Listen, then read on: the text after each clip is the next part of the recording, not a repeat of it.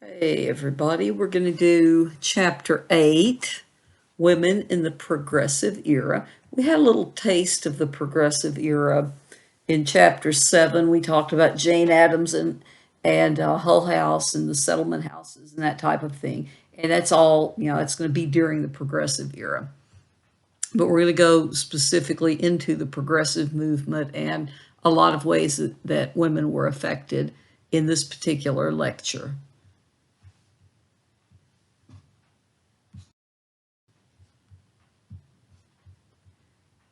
So the progressive movement, foundation of that all is going to be social progress moving forward. They're very optimistic, very much like the Enlightenment ideas of optimism and believing that the future is going to be bright.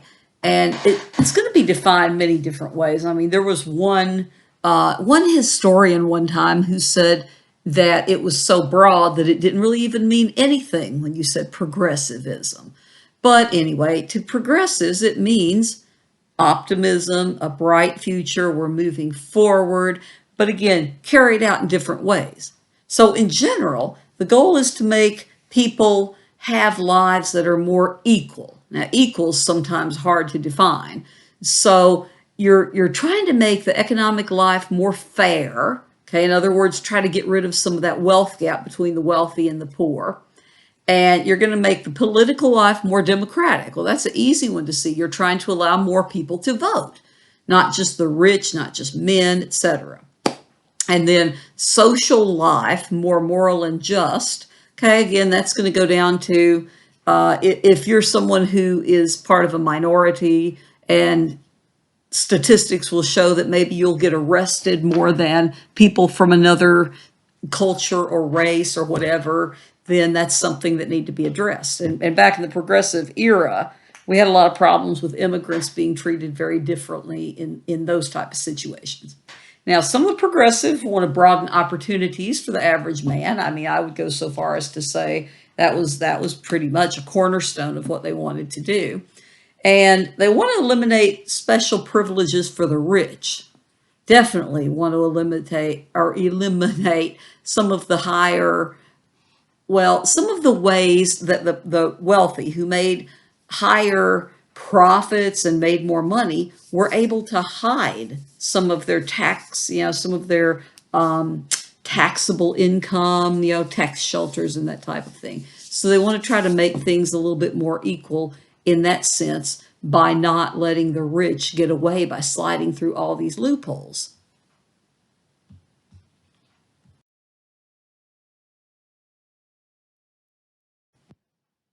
Now, during the progressive movement, late 1800s up until the early 1900s, we're going to have a belief that the progressives in particular, we're going to see it spreading throughout the United States, that the natural laws of the marketplace and laissez-faire are not enough to create order and stability and really help people. Okay, the laws of the marketplace, the natural laws, we're talking about laissez-faire. Government needs to stay out of the economy.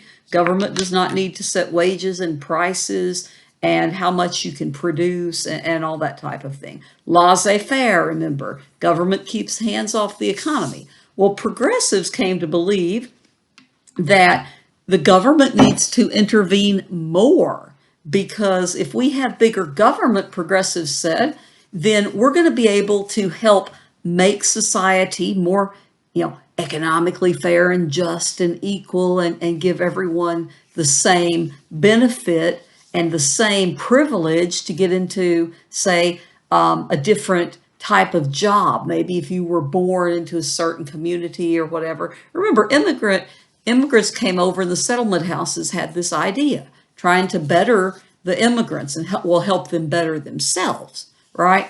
So direct, purposeful human intervention is a fancy way of saying bigger government, okay, as we're creating more and more ways to directly, purposefully intervene as humans in other humans' lives to help things change for them. So the belief also is in social cohesion. Okay, now again, as society, we are all in this together to some degree or another, even though we have certain parts of our society that sometimes break off and go completely crazy ways. The idea is that individuals are not autonomous, okay? We all are part of a great web of social relationships, and the welfare of a single person is dependent on the welfare of society as a whole. You may have heard the expression that says we are only as well as our sickest member, right? So it's that idea. Now, just like the Enlightenment, which was the product of the 1700s, just like the Enlightenment, 100 years later, they have a deep faith in knowledge. Because remember, also in the 1800s, we're going to have, Charles Darwin, we're going to have the ideas of all these great wonders and technologies expanding at an alarming rate during the late 1800s, early 1900s. And so they believe in science and technology. And also we're in the middle of the second part of the Industrial Revolution, where we're going from things like steam to electricity, and the machines are getting more powerful and efficient. So again, deep faith in knowledge and understanding of what humans can do if we put our minds to it.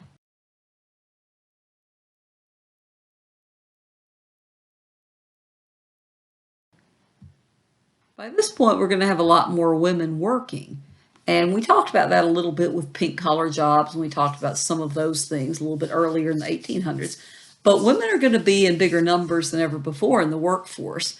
And they're becoming more dominant throughout society. And remember, we've seen this happening as women are going to go out and kind of start to stray out of some of the roles that they had because of, remember, you have the behavioral psychologists that think that, hey, it's okay if you're not a natural mother. You can seek help. You can get advice from experts. Or it's okay if you don't want to get married. You're starting to hear a little bit more of, not a lot, but a little bit more of that.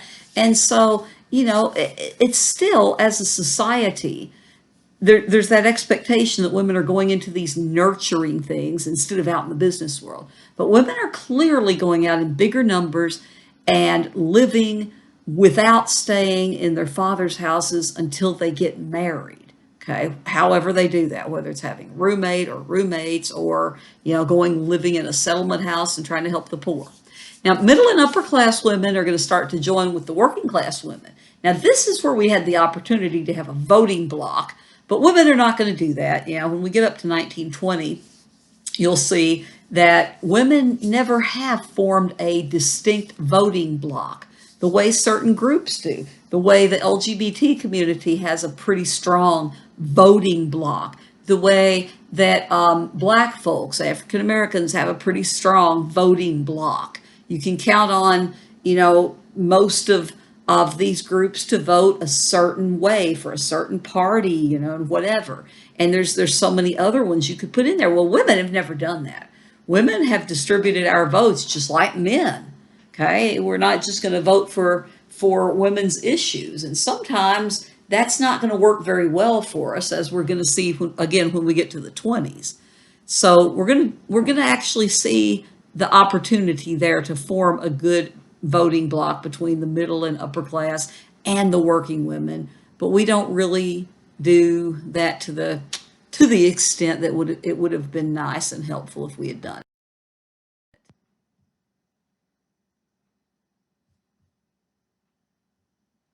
So working class women, how many women are we talking about working? Well, by the 1920s, women are going to make up about 20% of the workforce. That's a lot, considering, as far as that goes, considering how far we had come.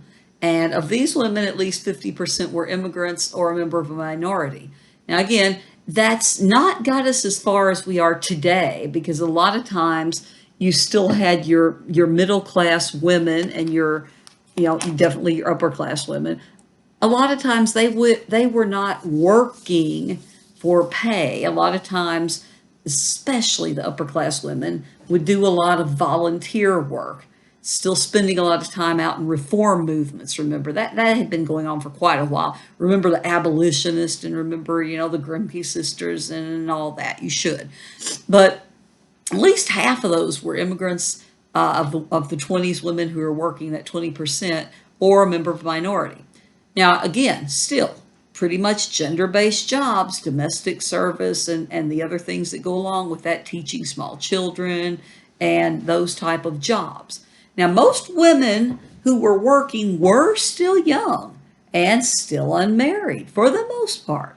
But we have one group here. We have black married women who are going to work outside the home still in larger numbers. Now, why? Well, the answer to that is because the black men were not paid as well. They weren't paid the family wages that you saw most of the white men getting. So the black women were going to have to continue to work outside the home most of the time, or bring in laundry or bring in sewing to do in their homes, or something to augment, or to supplement the husband's income, because of the big pay gap between black men and white men. So that's something to consider as well, from the time they're living in. It's going to make it a lot harder for the black men to move up into the middle class, hence the black women to move up into the middle class, et cetera, as we go on from there.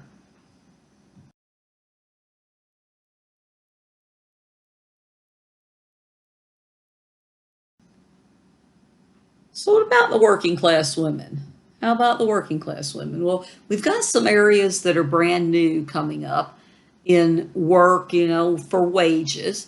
And this is going to be clerical. Now, a long time ago, before that, when you go back into, say, for example, one of my favorite authors, Charles Dickens, he's going to write about a lot of apprenticeships. He's going to write about young boys, young men getting into all sorts of situations where they're going into apprenticeships to train. Whether they're going into an apprenticeship with a blacksmith to learn a trade, or whether they're going into an apprenticeship with a lawyer, and the lawyer is going to give them books and say, here, read these books, come back next week and we'll talk about them. That was called reading law. Okay. So apprenticeships had begun as a way to train young men to become masters at whatever business or trade they went into. So we're going to start to see the clerical jobs no longer being a place you could move up the ladder. The clerical jobs became dead end jobs. Okay. In other words, the secretarial jobs, the women who are waiting on you in, any format, like if you're going into a store and someone's waiting on you. These are usually pretty dead end jobs. Your chances of going in there as a young man, back say in the 1800s in Charles Dickens' day in England, going in there and become a cleric. You're doing the filing, and you're doing when they get typewriters and whatever, but you're doing the paperwork, you're doing all of that. But the chance that you have is to go into the business of the man who's training you, right? Well, the women aren't going to have that. The women are just going to be in that position where that's your job. Okay, you're not expected to move into something more important, I'm doing air quotes, important, or something more prestigious. You're just not, that's not the expectation. So as the number of female clerks grew, the job became more automated and less thinking is going to go into it. And we end up with the dead end cycle that we're stuck in. And still today, when you talk about secretarial jobs, receptionist jobs, that's the ones a lot of time that really you don't know how much work there is to that type of job. Most people, if you've never had those jobs, or if you've never really paid attention, there's so much more work to those jobs that I mean, there's no way that I could keep up with all that stuff like some people, like, for example, our arts and humanities administrative assistant, which is a newer word for what used to be called secretary. I don't know how she does it. She is magnificent. Sandy Howard is magnificent, putting up with all of us in arts and humanities, and never getting flustered. She always does a great job, and she's always got a smile on her face if we ask her a question. So to me, I mean, I think those jobs should be worth a little bit more from my experience with people.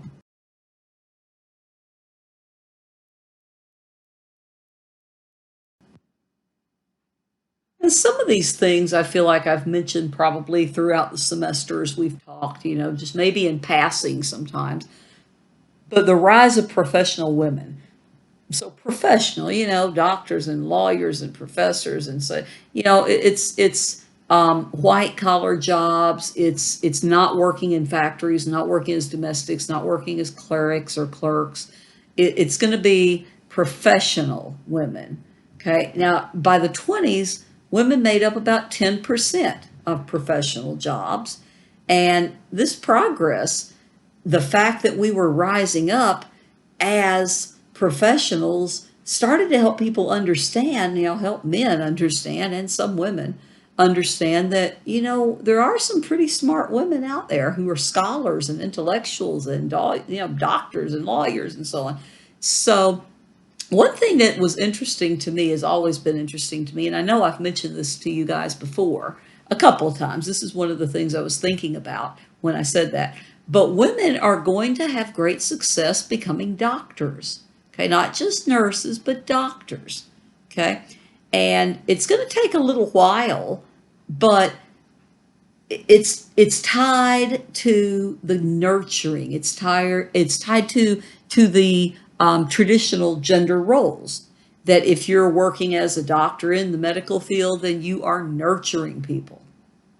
Okay. Now, lawyers, female lawyers, they didn't really like female lawyers and the idea of women going out into that dog eat dog world, the businessman's world, the world that's going to corrupt the fragile woman. Remember the separate spheres that we talked about way back, couple, however many months ago. Feels like a long time this semester because of all the lockdown and stuff. But anyway, female lawyers, nah, they didn't really like those. Now, the difference was, again, medical professions caring, nurturing. Law is very male oriented and very much a rough world where you have to be really aggressive and assertive and harsh and they call women all sorts of names for doing those very things that men do. If you're assertive and aggressive and you're standing up for yourself and whatever, they're just as likely to call you a bitch as they are to call you anything else. Whereas man, that man is really strong. Look at him. He's not afraid of anyone. He'll stand up to anyone. You know what I mean. So it was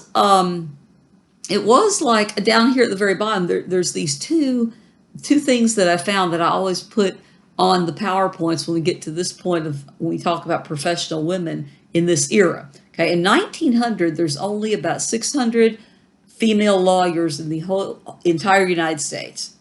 And it's not until, I always want to say 1957, but it says 1953. Wasn't until 1953 that Harvard, very prestigious law school, accepted women. Okay, and they weren't happy about it. And you can read about the first women that went to Harvard if you have all kinds of time and you're interested. I think, yeah, actually, some of you might like to read about them. I think it's interesting.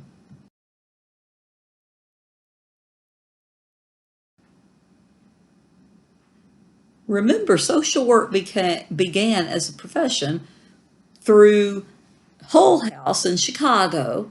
Okay, and Jane Addams and all the others.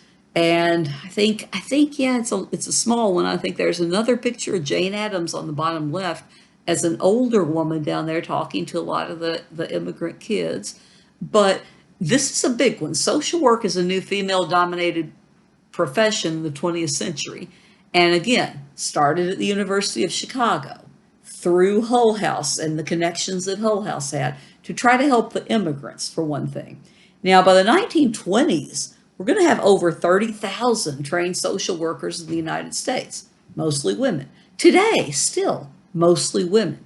And that's a really dangerous job. I will tell you, yeah, it's a dangerous job. I was a social worker for about, it feels like 100 years, but I guess it was closer to, wait, let me think when I graduated from, I don't know, it was about 2.5, maybe 3 years. I don't know. It was terrible. for me. I mean, it wasn't for me. Um, there was just too much. It was hard on me emotionally, and it was just very, very difficult to see some of the things that I saw. But anyway, I got out of that and ended up, here teaching, which is my favorite thing to do in the world, studying history and teaching. But social work can be pretty darn dangerous. I mean, I will tell you, it's a thing. Even as far back as the 1800s, you've got people who are complaining about the early social workers coming in and interfering in their lives. Social workers get a bad name. And generally speaking, people don't want you to come in and tell them how to, fill in the blank, how to raise your children, how to do this, how to do that, how to, practice good hygiene or whatever. And what I was working with was I was working with teenage mothers trying to help them get started with their babies and trying to help them to, not get pregnant again and to finish school. And whew, man, that was some heartbreaking stuff right there. I don't even like to think about that era of my life, even when my mind wanders back to it. It was a pretty rough time for me. But anyway, I respect to the depths of my soul the social workers who were able to stay in there and do that. And thanks to, Hull House, we've got such a great profession that actually shouldn't have such a bad reputation. The biggest problem is there's not enough social workers to help all the people that need help. That's the biggest problem, in my own opinion. Okay. Anyway,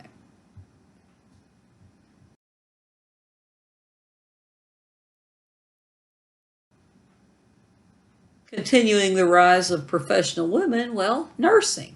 Okay, again, this is something that's eventually going to lead to a lot of women becoming medical doctors. And nursing, though, started actually, you can go back nursing starting on the battlefield, back in wars. Throughout history, you had men out there doing nursing, okay, nursing the ill on the injured on the battlefields. Now, it had also been a form of domestic work where you'd be kind of a nanny. You live with the families, take care of the children, and when people are sick in the household, you're the one taking care of them. Okay, so you became a part of their family. Now, I like that newspaper clip there. I can't see it on this computer, but it's the class of nurses training school of Sisters Hospital, which held graduating exercises last, I think it's this evening, right? But it's like March, is that 1915? I don't know. But when I was in the 80s, I worked as a CNA, certified nursing assistant, in a nursing home in New York, and I've worked in a couple states as a CNA in hospitals and nursing homes. But one thing that the nurses, when I was being trained in the 80s to work in nursing homes and hospitals, was the nurses were pretty picky about if they were RNs, they wore the cap. Okay, that distinguished them from the LPNs. It distinguished them from the nurses' aides, and that was one of the first things I remember being taught when I was going into being a nurse's aide while I was in college. But after the Civil War, you're going to see Clara Barton. She was called the Angel of the Battlefield. Now, funny thing, a student, one of my older students, one time, lifelong learner, brought me this really interesting article that basically says Clara Barton didn't do nearly as much to be the angel of the battlefield as they think she did. That she provided a little more, kind of just not nearly as fearless maybe as she's been built up to be in our legends and whatever. But again, remember her American Red Cross. But nursing is becoming a profession that requires training after the Civil War, and that's going to make it a profession instead of just living in someone's house, being a nanny slash caregiver for the family. Now, a lot of these women are going to work in the immigrant homes and live in the settlement houses and teaching again hygiene, sanitation, taking care of the children, even cleanliness as far as cooking and all of that. So again, much respect for these women back in those days in particular, and today for that matter. I thought about being an RN for like a minute at some point when I was in my 20s, and that wasn't for me either. I had a rough time finding myself. Sorry, I had to just wander off and say that for no reason. Sorry, guys. You know how I am. I miss you guys.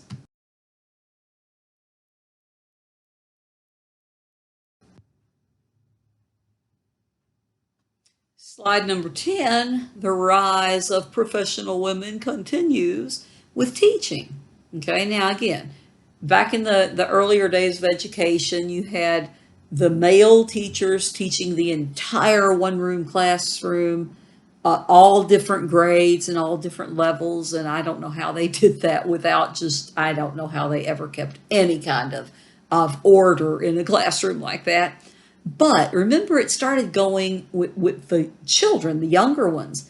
They started going to the teachers, or to the women rather. They started hiring teachers right before the Civil War. In that era, it was starting to become a respectable profession for a woman who might want to either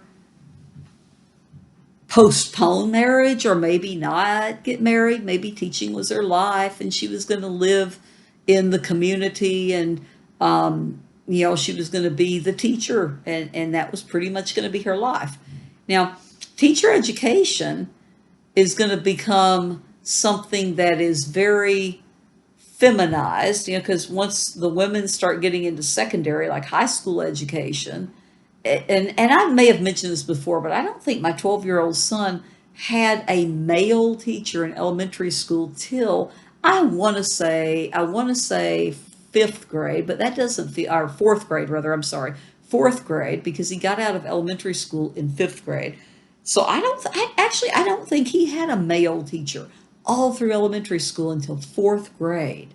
And that's a shame. That's a real shame. But anyway, teachers are going to end up having to get the bachelor's degree.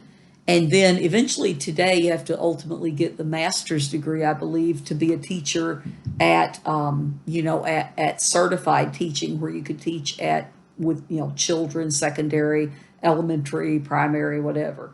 So anyway, a lot of times you're going to see these women, though, they are going to have some incredible expectations on them.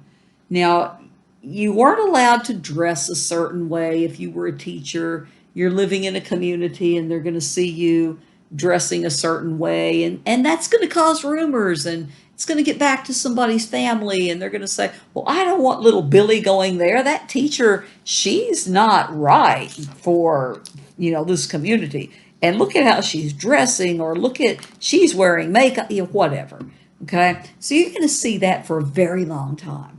And a lot of times, I mean, that was a really strictly enforced thing. The idea that you had to be of a great moral character, and you're not going to be seen out with men you're not married to. You're not going to be, if you're unmarried, you're going to need a chaperone. You're going to have to, again, keep your body covered with the skirts, and just all sorts of things. And a lot of women are going to work to try to get rid of those things, because they're like, look, man, this is my job. When I leave my job, I can't just play a whole other role constantly in my entire life. So again, that's a pretty interesting thing that happened over the years. Although today you still see, and it's been a while that I've seen any of this, because I quit most of my social media at least a few months ago. But there's every once in a while, there's a case of a teacher who has put something really stupid on Facebook, like herself drinking, or just something that most people with self-respect that want to be professionals probably would never do.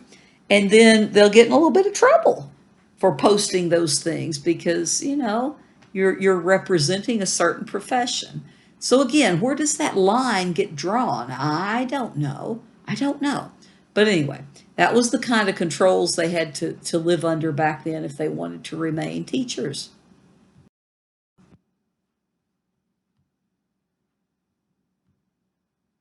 Slide number 11, talking about the unions. Now, remember in the late 1800s, the unions are coming up, but then they're gone. After Panic of 1893, a lot of them are gone. They're going to come back again in the early 1900s, but a lot of these trade unions are going to be for men only. Not all of them. You're going to have like the Knights of Labor, for example. Knights of Labor, that union believed that women should be allowed to join. Why not? You know, even women that took work into their own homes, they should be able to join a trade union. But see, trade unions in general, are are set up to try to negotiate with your employer for better wages, better conditions, stuff like that. You know, things that make sense when you do it in great numbers, right? It also makes more sense if you do it as skilled workers, because the unskilled workers, the ones who work in factories, are always going to have a more difficult job convincing their employers that they are valuable. Okay, I always compare it to fast food or something today. It's easier to replace someone who has worked in fast food. Not that there's anything wrong with that, because I did that myself also for several years when I was in college. But it is, I mean, it is a hard job. It's not hard in the same ways as some other jobs like nursing homes and hospitals, but it's hard in different ways. And the thing is, though, you're not very well, again, it's easier to replace you if you don't have a certain education or a certain set of skills. It's very hard to replace a good plumber, but it's not that hard to replace the girl or the boy working at Dairy Queen who's making the curl on the cone in the blizzards, because it doesn't take that long to learn how to do that. Speaking from personal experience, that was where I worked for a while. So what they're doing is they're usually going for the men, and a lot of times for skilled men. Okay. Now, part of the problem, though, for women is the belief is that women need to be at home, let the men work. And you know what the men said? Women workers drive down the salary in general. They were right. The men were absolutely right about that. Because if you have a choice between paying a woman and a man to do the same job, okay, you have a choice. Okay, so the man has got a family to support, and you're expected to pay him family wages where he can support a family. However, if I could get that woman to do the same kind of work cheaper, and this is going to be more and more common as the Industrial Revolution's machines make the work easier for women and children, right? Because men have upper body strength, stronger in general, and can pick up heavier things and all that kind of stuff. And you're going to see that women are not, they're not going to be, they're not going to need to have that ability to do some of that literal heavy lifting, right? And the children too that are working, because the machinery is going to help. So if you had a choice between hiring the man, paying family wages, and hiring a woman for a lot cheaper, a lot of owners are hiring the woman, right? But see, that's got to do with the profit and the corporations, the owners, the managers, the ones who are wanting to make more money for themselves. So it is true, the women workers are going to drive down the wages. And some men and women believe that working women were forced to work because of that same greed. And that is true. That is 100% true. Okay. I've told you this a bunch of times, that most of history, ever since, you think about history, most of history, poor women from the working class, or, whatever they called it, at whatever time you're looking at, had to work, whether it was beside their husband and sons and children on the farm, or whether it's going to be here in a factory beside your husband or with your whole family or whatever in the factory. So again, women come into jobs, the jobs change, and then they start to cut the wages for everybody in those jobs. And that's not good for anybody, men or women or families.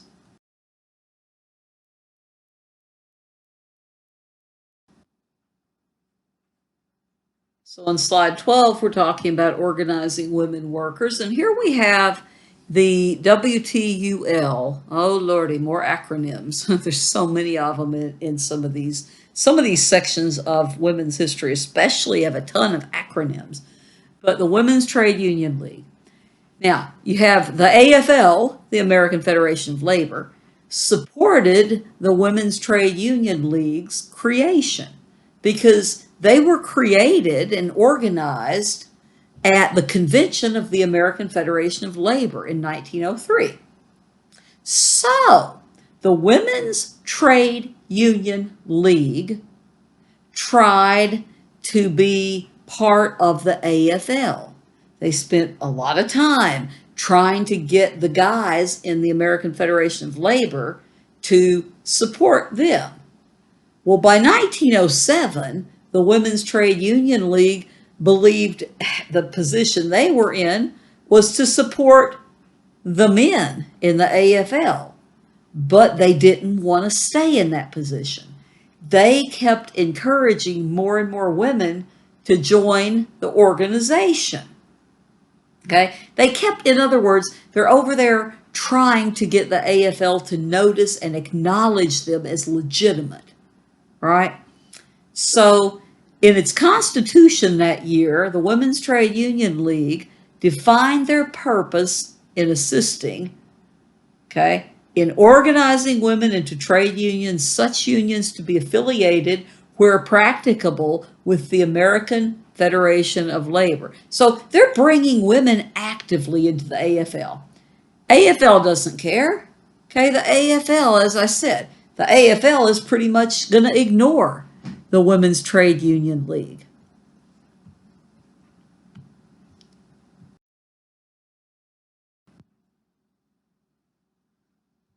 But these women were ambitious, okay? These women were ambitious.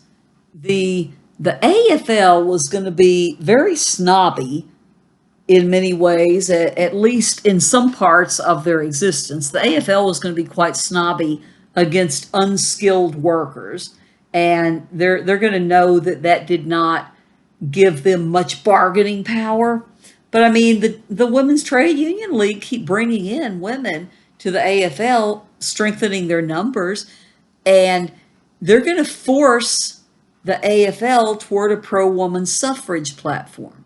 Okay, so the WTUL, goodness gracious, organized more women into the AFL than at any other previous time. Okay, mainly this was a coalition of women trade union activists. Now, here's the important thing. This is a coalition of women trade union activists. A lot of the Women's Trade Union League members are not working class women. They are not workers. You catch that? Okay, again, the AFL liked to have skilled workers because that upped their bargaining power. But you have a lot of women here, upper class, middle class, activist, okay, community activist, reformers, and they want to help the working class. So they're out there standing up for same thing we've talked about before, the 8-hour workday. Very, very important thing that is not going to get passed for a little while. Okay, all these legislative reforms like 8-hour workday, minimum wage, that's coming a little bit later during the Great Depression, and then other protective legislation for the workers. Now, Supreme Court, at this time in history, Supreme Court does not want to regulate business, okay?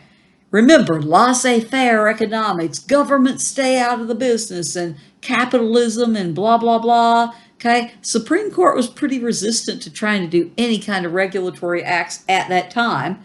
So the only protective legislations that are going to be coming out and actually passing the test through the Supreme Court and the lower courts and up to the Supreme Court are going to be laws that give protections to women and children.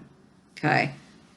I believe the steel industry, I think the steel industry was the first one to, I think, to require a certain age for children to be allowed to start work and require a number of hours that the women were allowed to work per day.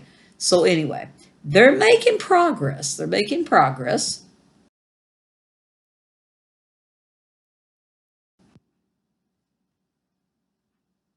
So then we see that the WTUL did not approve of something called the National Women or Women's rather Party.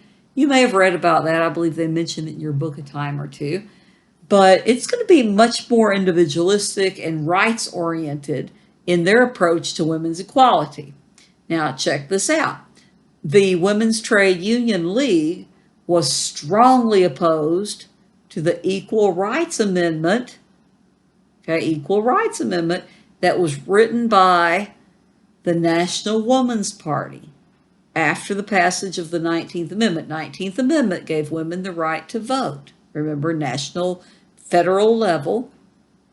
They were opposed to the Equal Rights Amendment because they believed that it would undo the protective legislation for women and children, okay, that they had fought so hard to get.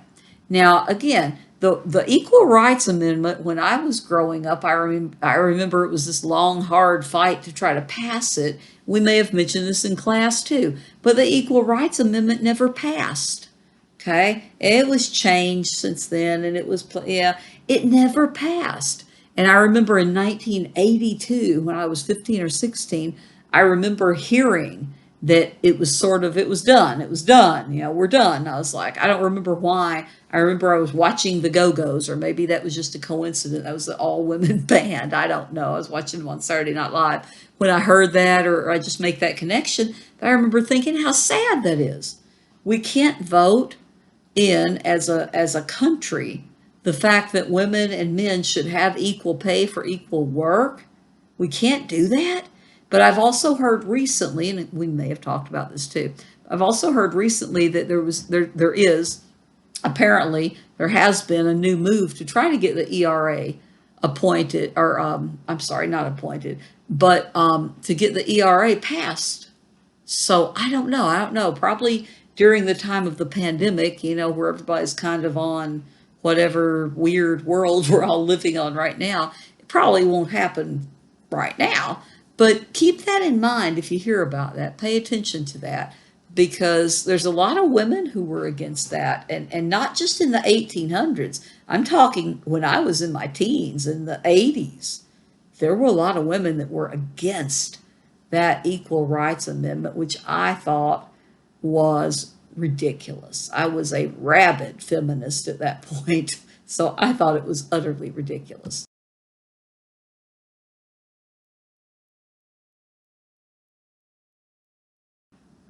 So continuing on with our Women's Trade Union League, we've got Mary Kinney O'Sullivan.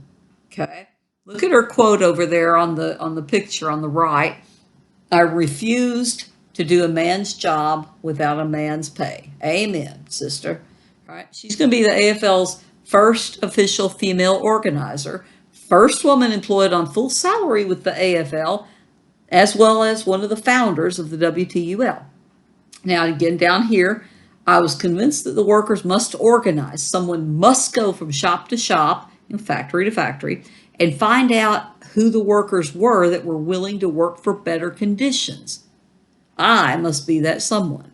Okay. So again, there's a book I mention sometimes. It's called Well-Behaved Women Rarely Make History. The truth is, well-behaved people rarely make history. You know, most of us live and die our lives of quiet desperation, you know, again, waxing poetic and whatnot.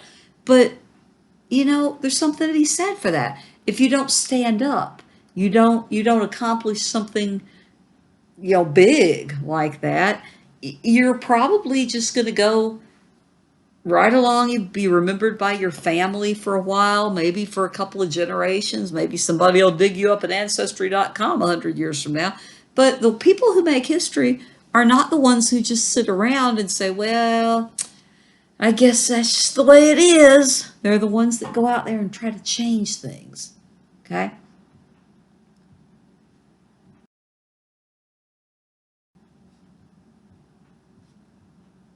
Now we need to talk about the rise of the women, the uprising of the 20,000. All right, so what's going on here is we're going to have a big strike. There's so many acronyms, I say again, with a frowny face on my head. You don't have to try to remember all these. Also, you're taking the test at home, so you can look up all this stuff. Lucky, lucky, lucky for you.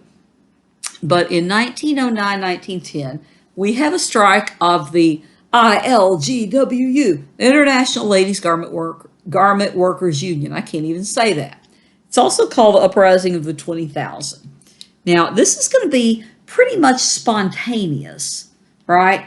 Because it's going to be sparked by a short walkout of factory workers in the Triangle Shirtwaist Factory, which I usually just call the Triangle Factory because it's one of my obsessions. I got obsessed with the Triangle Factory fire when I was, I don't know, 11 or 12, and I've read everything about it since I was 11 or 12.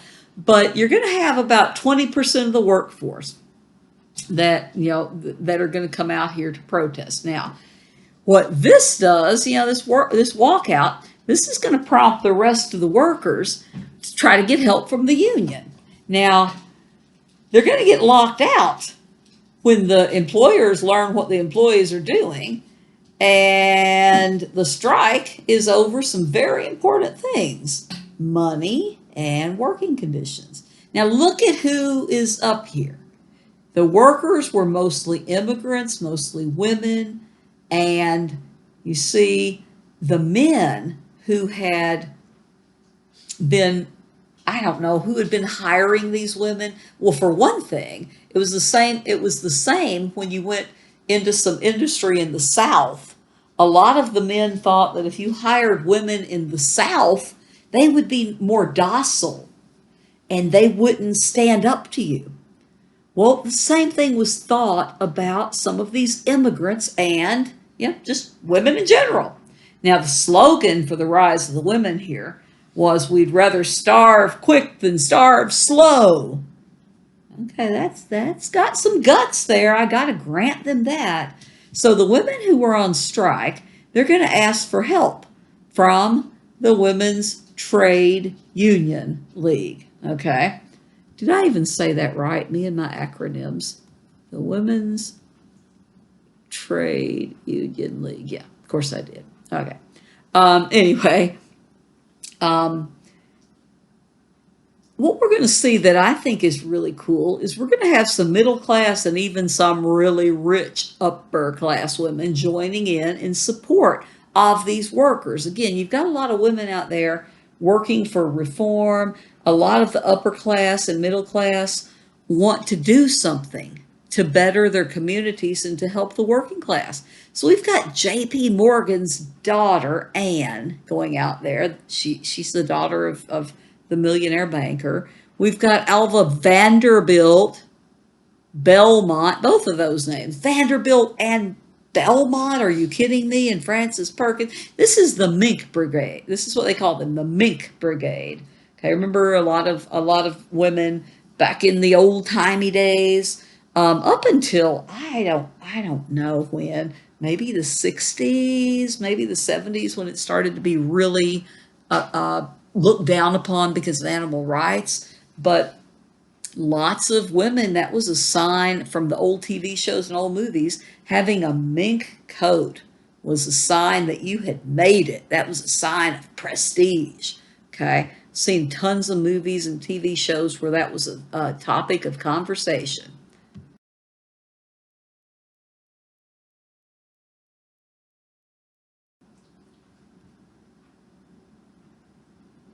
Well, we end up with a strike settlement that has a lot of these factory owners saying, okay, 52-hour work week is not that bad. Now, that's definitely not our 8-hour day, okay? But they do allow more worker input on their wages. They gave them a few paid holidays, but they said, look, no, you can't have a union. Okay, unions are too much trouble. Now, there were quite a few companies that refused to sign the agreement. One of them was the Triangle Shirtwaist Factory. The strike is important though because first of all, it showed that there was a lot of solidarity between the women from the upper class and the middle class along, with the working class. And it's also going to encourage workers that if their conditions are bad, they need to stand up and do what they can. Try to, to go on strike, do what they can to call attention to it. Now, it also brings that attention to the fact that so many women and immigrants are working in what we call today sweatshop conditions. Okay, just horrible conditions. And that's where the Triangle Factory fire comes in 1911.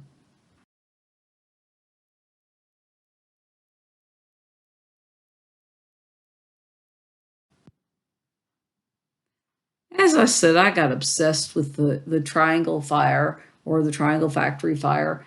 There was a TV movie when I was a kid. I don't know how old I was, 11, 12, 13. I don't remember. But it was just it wasn't probably a great movie. It was a TV movie. But something about that movie just struck me. I was like, wow, did that really happen? And, I've always been interested in history to some degree. I mean, always. So, I've read all the kind of articles and all kinds of research. And one of my favorite books is just called Triangle, The Fire That Changed America. But anyway, this fire is a useless thing. It could have been prevented so easily. Okay, March 25th, 1911, we're going to have the deadliest industrial disaster in the history of the city of New York. Fourth highest loss of life from an industrial accident in United States history. I have not checked that figure for a few years, but I think it still stands. If any of you look it up and that's changed, please tell me, because I don't have time to even look up. I have barely time to drink water this semester. It's insane. But what's going to happen is you're going to have a fire that breaks out rather, high up in this building that you're looking at. And what had happened then was you had the owner and his son and some of the other overseers. They would lock the women in these rooms where they were actually, they were sewing. And they locked the room, locked the door behind these women. So they were, they didn't want them to go out and have a break or something. Maybe they're going to go out and try to rest for a few minutes. Well, we certainly can't have that. So they were locked in. So at some point, one of the guys, if I'm going by, just my memory on some of this, because some of the accounts are slightly different. But I remember one of the guys, I want to say his name was Max, one of the owner's sons, maybe. But he was in one of the rooms there, and they heard the words, somebody was, well, no, hang on. Let me start over, just like if I was in class. Only I'm not going to like re-record this thing because no. Okay. So what happened was it was getting very close to closing time that night, for the girls to go home, and they were excited and they were, kind of waiting to get ready to leave. It was almost time, 4 or 5 o'clock, 6, whatever time they got off. And turns out that one of the guys, as I said, I think his name was Max, came in there and he was unlocking the door or whatever. And he had a lit cigar. And some people think that maybe it started when he put in, this lit cigar into a garbage pail, garbage can. Don't know. But we know at some point here in the middle of all this, whatever's going to happen here, there's a fire that breaks out. Now it's in a clothing factory, shirtwaist. That's just a fancy way of saying blouses, really. But there's a fire that breaks out, and then they hear people crying, fire, fire, and the fire's going to spread. And the fire escapes don't work. They're not, they've not been kept up. There are going to be people locked in places. There's going to be people that can't get out. They're going to be just everything you can imagine that's horrific is going to happen here. You're going to have 146 workers dying from either the fire itself, inhaling the smoke, or jumping to their deaths. And you're gonna see people standing out there. I mean, really, what else could they do? But you're gonna have people standing out there, taking pictures and watching. And you're gonna have pictures of some of these women just jumping out, which is just gives me chills, like all these, 40 years or something since I've been obsessed with this. And you're gonna have you're also going to have some other problems with the fire brigades, that the water couldn't reach whatever was it, the ninth floor, I think. The fire brigades could not get the water up there to the point where they could actually put out the fire. And it was just one thing after another. So we end up, again, 146 workers die. Okay, most of them were recent Jewish and Italian immigrant women from 16 to 23 years old. And that's inexcusable. The oldest was 48 and the youngest was 11.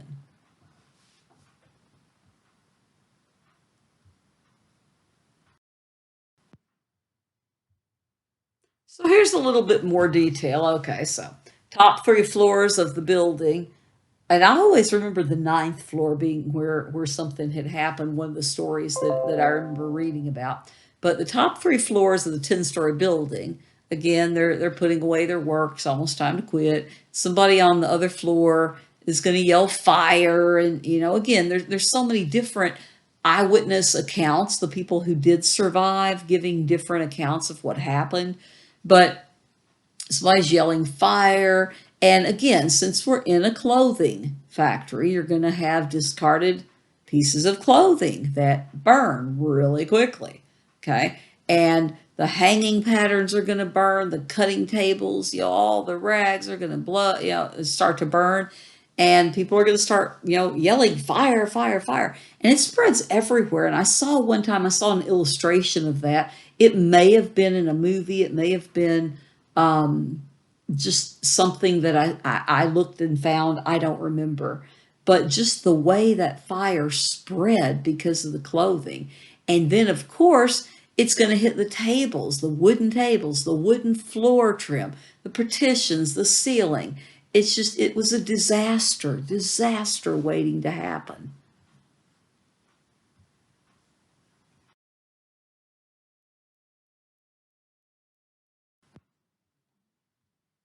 So on the left, there's a picture taken in one of the rooms, And then on the right, again, I've told you guys a million times, I love pictures. I love looking at pictures. Some pictures disturb me, and this one disturbs me. Most of the ones about the Triangle Fire disturb me. But, crowds are gathering to watch the fire. And again, what are they going to do? They can't, there's not much they could do today. I mean, there would be somebody there recording it on their phone or something like that. But anyway, that's some crowds gathering to watch the fire.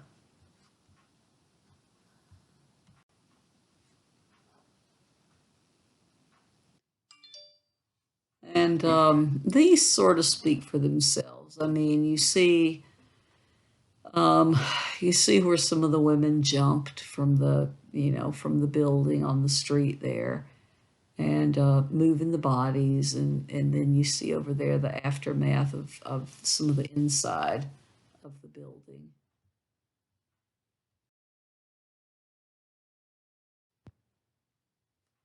And the fire escapes were not in very good shape. So a lot of women who had tried to go down the fire escapes, it wasn't going to work. And yeah, I mean there were so many things that were done so badly here and could have prevented that horrible loss of young lives.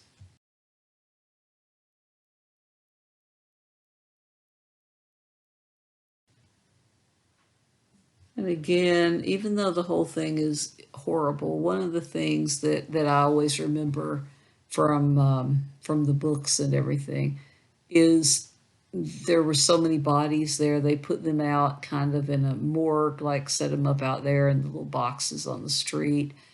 And families would come and try to identify the remains. There was one story I remember reading about of like a mom and I think one of her daughters, and they had identified supposedly, the daughter, the daughter and the sister, who had died.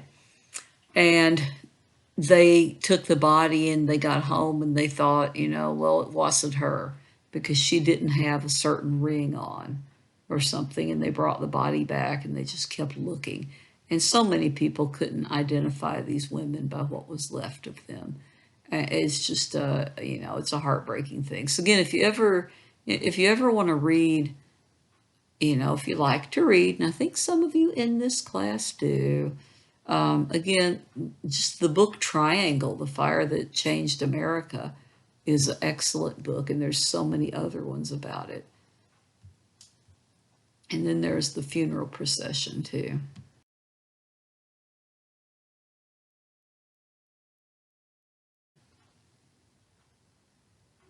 Political cartoons tell so much about what, what's going on at any time in history.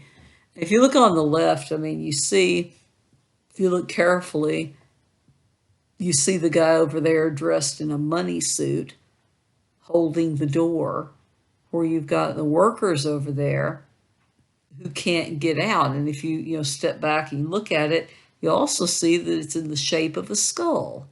So yeah. Then you have over on the right, we have obviously, a skull and a skeleton, the inspector of buildings. And it's actually 146, I believe, but on that one it says 145 lives lost. And, um, you know, the inspector was apparently demonized as well, as he should have been, because I believe he took, the inspector or the inspectors took bribes to not have them fix the fire escapes and that type of thing. It's all about money. It's all about money. So, that's my favorite sad story that I ever have to tell or think about.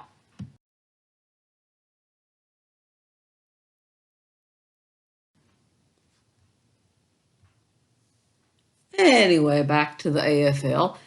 AFL, remember I told you they weren't all that interested in helping women workers. So you had the other ones, the WT, whatever those guys.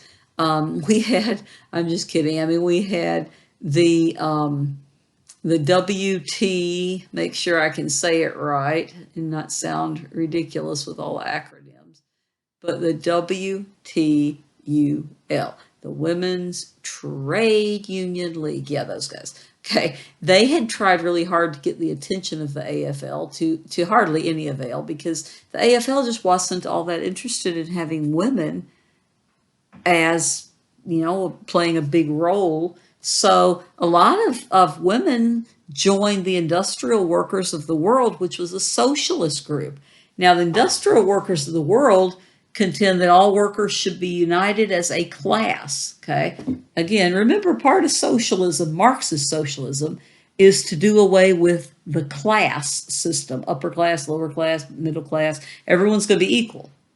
All right, supposedly. And that wages should be abolished. Because if you remember, Karl Marx said that the capitalist is a thief because he pays you for your time, but you don't get any of the profit of what you have created while you're working in a factory.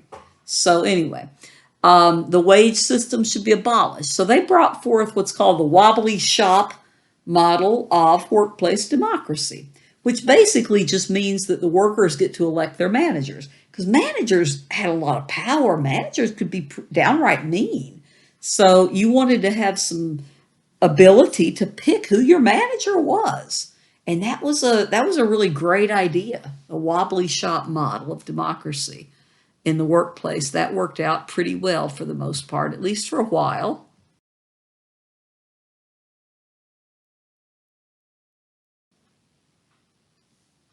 And the last slide here we have for chapter 8 is going to be about Lawrence, Massachusetts, 1912 textile strike. Now, the IWW, Industrial Workers of the World, remember, supports the strike at the textile factory, clothing factory.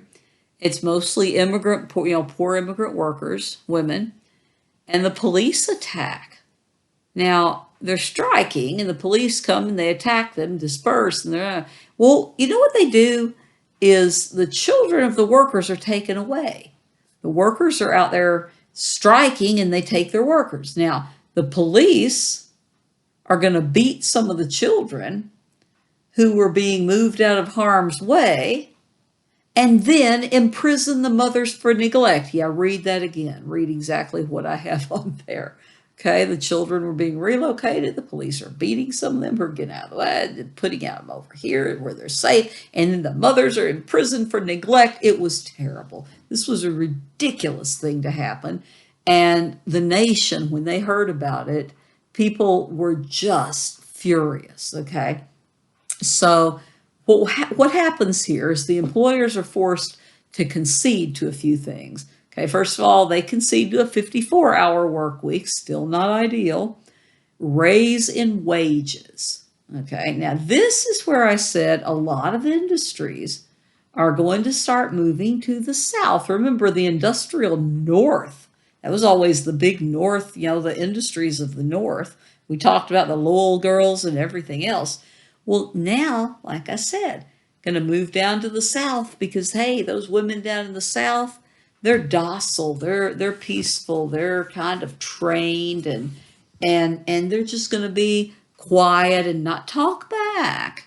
It didn't work out the way they always wanted it to with the women, but that's the last slide I have for chapter 8 for you guys right now. And I just wanted to let you know that your next exam, make sure that I've got this right. Your next exam is going to be chapters 7, 8, and 9, right? So we've done 8. I'm going to have to put up a quiz for you at some point in the next couple of days. Remember, the deadlines are fluid. I'm not, really holding people to a lot of deadlines this semester since we've had to go to this remote, this remote class teaching and whatever. But if you need an extension, that's fine as long as you get everything done that's assigned to you before the final exam, which is going to be the first week of May. Final exam's only going to cover the very last, however far we get after after chapter 9. Okay, so hopefully the chapter 8 lecture PowerPoint video will be posted soon. As I've mentioned before, we're trying to post a lot of videos because I have a lot of classes, and sometimes it is so slow getting them posted. I'm so sorry. But I do have, I am going to give you a very short quiz over chapter 8 that will be up there in the next, sometime Thursday or Friday. Okay, don't worry, it'll be there. I promise you, it'll be there, and it won't be that big, it won't be that long. But that's basically the main thing that you're going to have to do is listen to this lecture that hopefully you've just listened to and keep studying. Go back over chapter 7 again, and then that's chapter 8 we just finished, and then chapter 9 is going to be a big part of the next exam as well. So I just wanted to make sure I put that in there in case anybody wanted to hear my big mouth telling you all that. I wanted to see if I could make it clear. Sometimes it's easier to communicate even just by talking to a voice recorder here on a computer than it is talking through email, because sometimes it gets a little bit harder. Anyway, I hope you guys know, always email me if you have any questions, any problems. I will do everything I can to help you get through this semester as painlessly as possible. We've only got, 2 weeks after this week. So hang on.